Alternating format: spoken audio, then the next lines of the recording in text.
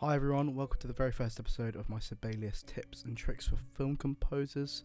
This is going to be a series where I am going to teach you and kind of show you how to set up scores and give you some nice tips about how you can use Sibelius and how much of a powerful software it is. I mean, if you're a film composer, like I'm trying to be one, if you're an aspiring one, it's crucial to get your score preparation and scores right, whether you're orchestrating some music for a performer or just trying to practice transcribing. The way you set up your score can make a really big difference. So in today's video we're going to kick things off with just the absolute basics of setting up Sibelius.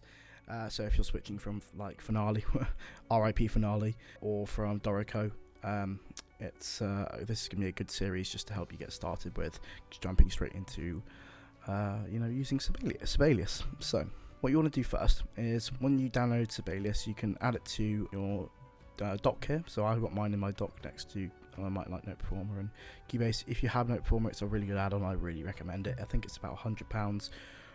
Spitfire libraries. You can use Note Performer playback engines to run them. So when I'm starting to mock something up, I'll put it into this and I'll hear it and see what it sounds like. So I kind of had an idea of what it will sound like. Or I haven't really got anything else, but there's lots of them you can use, and obviously these take a lot of memory, so if you have a good computer then you can use them, and I highly recommend it. Otherwise you can just use normal Note Performer. So what you're going to do first is open Sibelius. So it will take a bit of time to open because it's a big program, and it will just launch straight up to here. Okay, so once you're here, it's going to open to new score. If you've been working on score, it'll open to recent, but it should open to this quick start menu. So what we're going to do first is we're going to set up a blank score, and then after that I'm going to show you how to enter or input scores from the import mode here, which I think is really good, especially if you're using if you're trying to create a score from a logic file and inputting that into Sibelius. This is how you would do it. So the first thing you want to do is to click on a blank score. So it's going to open like this. This is literally what it says. It's a blank score. You have a few options. So this is a keypad. This is something that you can use to write notes down. It's not the most efficient way of using Sibelius. I definitely don't use this. I use my keyboard, as in my typing keyboard, not my piano keyboard. Although you can do that if you fiddle with some settings, but I wouldn't recommend it because Sibelius isn't good at loading live samples. So it's definitely best to either get familiar with the shortcuts of Sibelius, and I will go through some of them today. So first of all, you want to put some instruments on this score. So what you want to do is you want to go to add or remove instruments. You can press this, or you can also just press I on your keyboard and it'll open the same menu up. And what this is, a dialog box to add different staves and instruments to your score. So this is where the instruments are here, and this is where the score is. So it's as you can see, it's empty, and then you have a few functions in the middle. Not the most easy to use, but you'll get there. So let's say we wanted to add a piano. You can either click it and then add to score like that, or you can double click it and it will add it again. It has just, especially with the piano, it adds an A and a B like you would have a treble and a bass clef. So you can then also, if you added, let's say, some strings, it will put them into score order for you, which is really helpful. But if you did want to change that, you can move them up and down, or separately just move one up, one down. Right? So you can do that. Then all you're going to do is press OK, and it will launch into here. It will give you, depending on the size of the page, it will give you 5 bars. So if you wanted to ever input some information into here, you can double click on that and it will say continue editing or go to score info. If you press continue editing, it will let you edit in here, and you want to keep it in these parameters. So you said it's header part name, that's kind of the parameter, and then you have to type your title here, and then you double click out of it here. So you just put title, it will make a title here. Yeah, it's a bit of a, I wouldn't recommend doing it from here. I would recommend go to score info and then inputting everything into here. So title, full score, put your name, so JM for me, and then obviously if you're composing it, JM, otherwise you put the composer and then you put your name in the arrangement box here. Okay, so then you can go back and it will have page numbers for you written out. What you can do now is you can select certain areas, but first what you'll kind of want to do is add a time signature and a key. That's the first thing you're going to think you want to do. So confusingly, it's going to be notations. I can't even remember myself sometimes. It's notations, so, but I just learn the key commands anyway. So for a time signature, you can press this one, enter the custom one here, or pick common ones here, or you can just press T on the keyboard and it opens up from anywhere you are. It'll go to the ribbon and open time signature. For key signature, once again, you go here, you press key, and it has a list of all the key signatures. Or if again, you can just press K on your keyboard, and then it will bring that same dialog box up. Same with clef, Q. You can use Q. So Q, C, and T. So let's add a time signature. So what it's going to do is, if you're selecting a bar like that and you press time signature, it will put the time signature, that bar, and the bar after.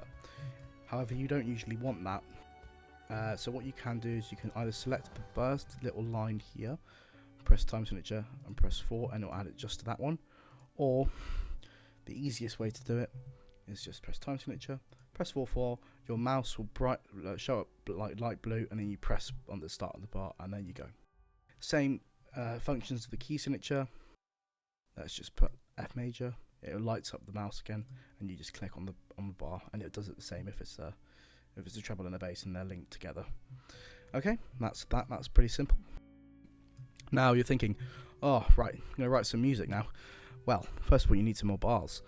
Now I find it easier to write music in a mode like this, especially when you've got a big score. It's a lot easier to see the parts like that, and you can just zoom in. It's very easy, you know, just in and out, move around.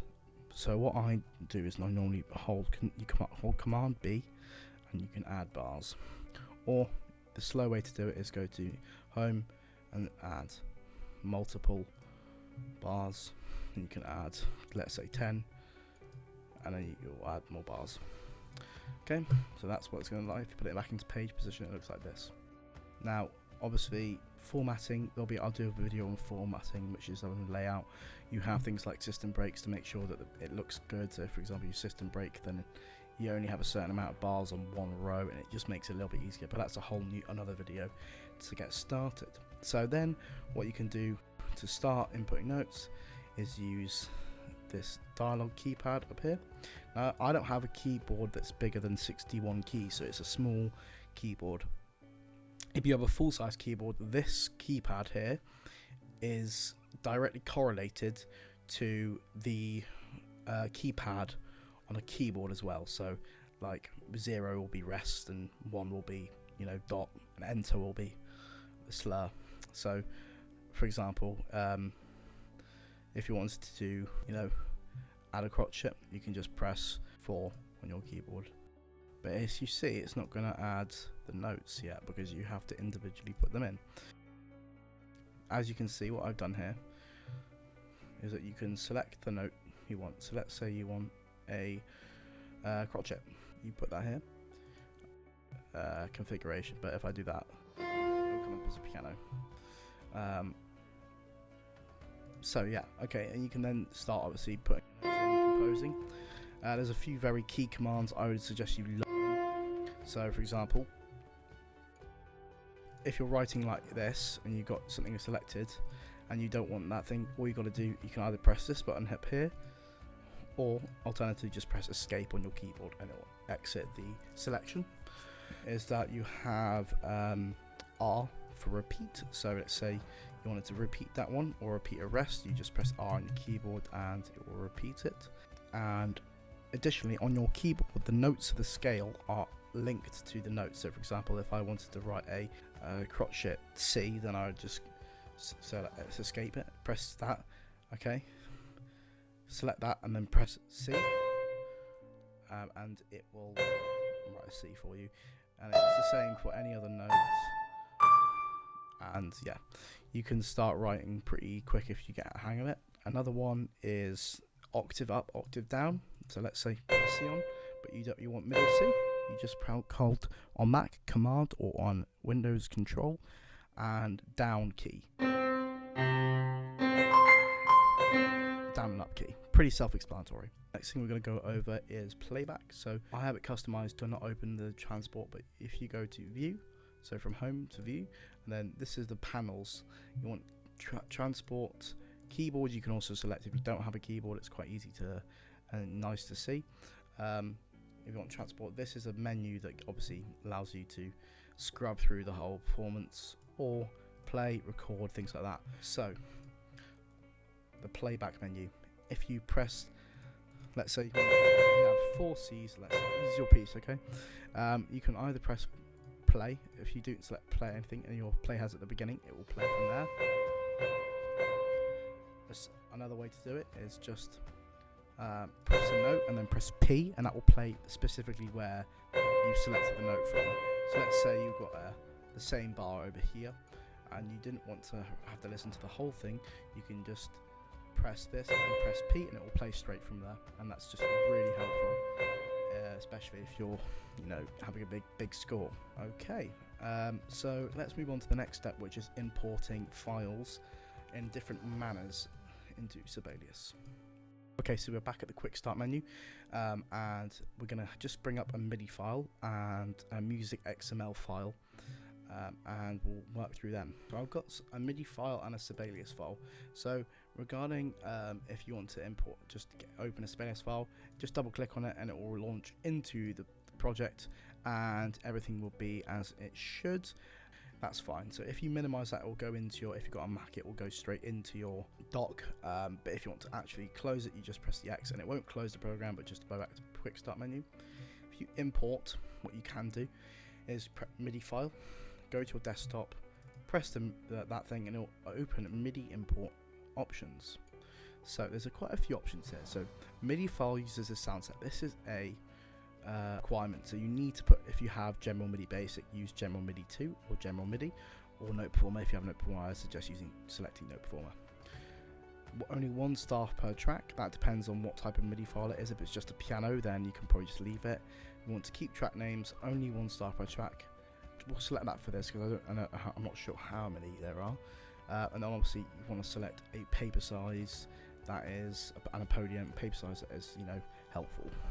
Notation, that's the same thing as a flexi time. It's not really important, and just press OK and it will launch into here, and everything will be a bit weird and you'll have to kind of deal with it for a little bit. Through all this stuff here is CC information, so if you're importing something from Logic, this is all data that's MIDI data. Okay, so it's just displaying it. So yeah, so this is what it's going to look like. You might want to go through and just skim the score and make sure everything looks correct. If you want, you can just give it a play and see what it sounds like. Make sure each instruments are sounding correct. If they're not, change instruments. And just double check your score. If you kind of know how notation works, if you're coming from a notation program, you'll know how to do this, but otherwise it's generally just understanding how music theory works and just learning on the go how that works. So that's that. The next one is definitely got to be music XML files, and these are interesting. You can get quite a few of them on MuseScore if you have a MuseScore subscription, if you're working with people. Let's say you kind of just want Adagio for strings. Search that up on MuseScore. I'm not going to show this because I've got some personal information. Okay, here we go. So Adagio for strings. This is a string quartet. You see, obviously it's transcribed by this guy. It's made by this person here, and if you have a pro account, you can just download this music XML. It'll open your file folder and then you just save it. Again, that's all you have to do. Once it's here, you see, you can double click on it and you see it's got a Sibelius logo. Double click on it, it'll open Sibelius. It will then do the same boot sequence and open this little dialog box. You want to keep it at A4, and if it's not A4, change it to A4, and it will look like this. So it will come into Sibelius exactly how it was looking in the MuseScore file, which is brilliant. So then I normally put it in, like I said, in portrait because I find it easy to read it linearly or in a linear fashion. If you're going to do this, remember to obviously go to publish this. You need to cite or reference the person who transcribed it, because obviously otherwise that's derivative work and it's not very kind. It's not. I don't think it's illegal, but it's not very nice, and it's just better for you to either get in contact with them and say, can I use this arrangement, especially if it's commercial use. just to make sure. Now obviously when you import, there's going to be a few layout issues, and we'll go through this again in the layout section of the next video we do. Okay.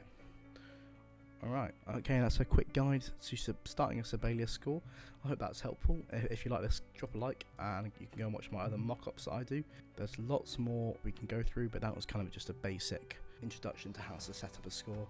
The next video will go through the score, setting up a score for film and layout options for these, and then also if you're arranging something, how you can set up an arrangement template and things like that. It's just better to make sure that these are split up so it doesn't become really boring, and I promise the next video will be very soon. Thanks very much. Remember to like and subscribe.